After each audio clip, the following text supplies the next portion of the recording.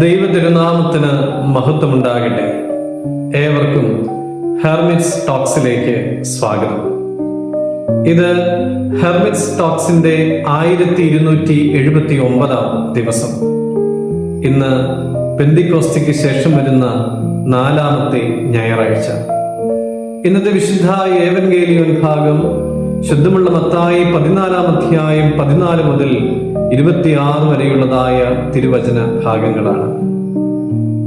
അഞ്ചപ്പം കൊണ്ട് 5000-ത്തിലധികം ആളുകളെ തൃപ്തിപ്പെടുത്തിയ യേശു തമ്പുരാൻ തൻ്റെ അരികിലുള്ള ആളുകൾക്ക് 3 മഹത്തായ സത്യങ്ങളെ തൻ്റെ ജീവിതത്തിൽ നിന്നും വെളിപ്പെടുത്തി കൊടുക്കുകയാണ്.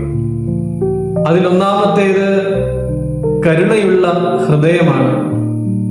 തൻ്റെ അരികിൽ വന്ന മഹാപുരുഷാരത്തെ നോക്കുമ്പോൾ യേശു തമ്പുരാൻ ആദ്യം കാണുന്നത് അവരുടെ ആവശ്യങ്ങളെയാണ്.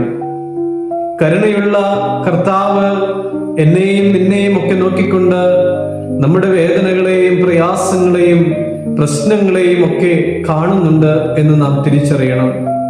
കരുണയുള്ള ഒരു മനസ്സിന്റെ ഉടമയ്ക്ക് മാത്രമേ മറ്റുള്ളവരുടെ വേദനകളെയും അവരുടെ പ്രയാസങ്ങളെയും പ്രശ്നങ്ങളെയും ഒക്കെ കാണുവാനായിട്ട്, അവരുടെ ആവശ്യങ്ങളെ തിരിച്ചറിയുവാനായിട്ട് സാധിക്കുകയുള്ളൂ. രണ്ടാമതായിട്ട് അനുഗ്രഹിക്കുന്ന കൈകളെ നാം അവിടെ കാണുന്നു. യേശുതമ്പുരാന്റെ അടുക്കൽ ശിഷ്യന്മാർ പറഞ്ഞു, 5 അപ്പവും 2 മീനുമല്ലാതെ മറ്റൊന്നും ഇവിടെയില്ല.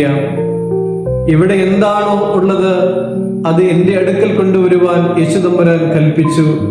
അതിനെ യേശുതമ്പുരാൻ എടുത്തു വാഴ്ത്തി നുറുക്കി തന്റെ ശിഷ്യന്മാരുടെ പക്കൽ ഏൽപ്പിച്ചിട്ട് പറഞ്ഞു, നിങ്ങൾ പുരുഷാരത്തിന് വിളമ്പുവിൻ എന്ന്. പ്രിയമുള്ളവരെ, നമുക്കില്ലാത്തതൊന്നും ദൈവം നമ്മളോട് ആവശ്യപ്പെടുന്നില്ല. എന്നാൽ എന്താണോ നമ്മുടെ കൈവശമുള്ളത് അത് നൽകുവാനായിട്ട് യേശുതമ്പുരാൻ ആവശ്യപ്പെടുമ്പോൾ, അത് നൽകുവാനായിട്ട് നമുക്ക് സാധിച്ചാൽ അതിനെ അനുഗ്രഹിച്ച് തിരികെ നൽകുന്ന ഒരു ദൈവമാണ് എന്ന് നാം തിരിച്ചറിയേണ്ടിയിരിക്കുന്നു. മൂന്നാമത്തേത് പ്രാർത്ഥിക്കുന്ന ജീവിതമാണ്. ഈ വലിയ പുരുഷാരത്തെ തൃപ്തിപ്പെടുത്തിയ ശേഷം യേശുതമ്പുരാൻ പ്രാർത്ഥിക്കുവാനായിട്ട് തനിയെ മലയിലേക്ക് കയറിപ്പോയി എന്ന് നാം കാണുന്നുണ്ട്. പ്രിയമുള്ളവരെ, പ്രാർത്ഥിക്കുന്നവൻ ദൈവത്തിന്റെ സന്നിധിയിൽ എപ്പോഴും ജാഗരിച്ചുകൊണ്ടേ ഇരിക്കും.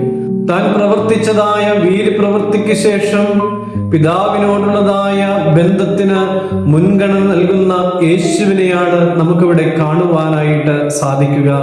പ്രിയമുള്ളവരെ, നമ്മുടെ ആവശ്യങ്ങൾക്ക് മുമ്പായി നമ്മൾ ദൈവസന്നിധിയിൽ പ്രാർത്ഥിക്കുന്നത് പോലെ നമ്മളുടെ ആവശ്യങ്ങൾ പൂർത്തീകരിച്ചതിന് ശേഷവും ദൈവത്തിന്റെ സന്നിധിയിൽ കടന്നു വരുവാനും നന്ദി അർപ്പിക്കുവാനും ഉത്തരവാദിത്വമുള്ളവരാണ് നമ്മൾ എന്നുള്ള ഒരു വലിയ സന്ദേശമാണ് നമുക്കിവിടെ കാണുവാനായിട്ട് സാധിക്കുന്നത്.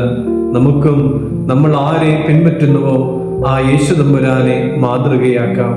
മറ്റുള്ളവരുടെ ആവശ്യങ്ങൾ കാണുന്ന, നമ്മുടെ എല്ലാ കാര്യങ്ങളും ദൈവത്തിന്റെ തിരുമുമ്പാകെ സമർപ്പിക്കുന്ന, പ്രാർത്ഥിക്കുന്ന ഒരു മകനായി, മകളായി നമുക്ക് മാറാം.